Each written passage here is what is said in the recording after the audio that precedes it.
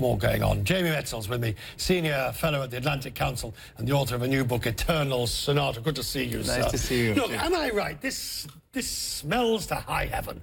It's an unbelievable, crazy story, but it's really serious, and it's getting more serious by the day. What is it that the president is alleged to have done? So the president is alleged to have, her advisors worked with this woman, Choi Soon-sil, who's a childhood friend, and there's a whole other very complicated story of President Park, to essentially extort Korean megacorporations and chaebols to give money to a private foundation that was controlled by Mrs. Choi. So that's the thing. And so it's in a way, it's getting influence. So the corporations were pressured to give money, and that's what these raids are about. Did they get influence in exchange? Right, but is there any evidence so far, other than allegation and rumor, that this happened? Oh, absolutely. So there's a criminal investigation that is underway.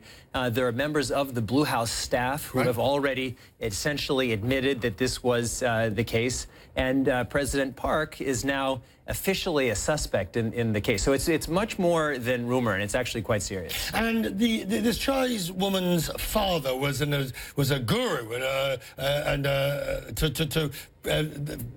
the current President Park's father. That's exactly right. In 1974, President Park's father, also President Park, General Park, was assassinated. And after that time, Madam Choi's father, Chae Tae-min, contacted her father and her and said, your mother, your departed mother, has communicated with me, and she wants me to deliver a message to you. And that began this very long relationship. And has there been any allegations, besides the corruption and the nastiness, that the female president, the current President Parks, has had this relationship with Choi Soon-sil, sort of a guru, advisor, a muse relationship? Yeah, absolutely, because it's 100% clear that Madam Choi, Chae is better pronunciation, had access to a lot of classified materials. She advised on appointments. She advised on speeches. So one thing that many people in Korea are concerned about is this level of access when Madam Chae didn't have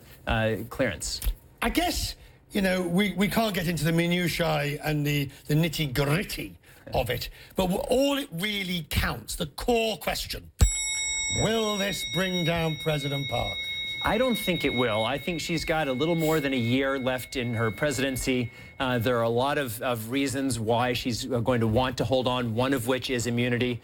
The opposition doesn't have a clear candidate to replace her. They're going to need a year. So I think it's more likely than not that she's going to limp forward, even if there is some kind of impeachment procedure. Right, but limping forward at a time of greater animosity with North Korea, and at a time of a new emboldened President Trump in the White House. This is a very fertile mixture, very noxious mixture. It's fertile, it's noxious, and it's extremely dangerous. Korea. That was the word. Good. I'm here to help. Thank you.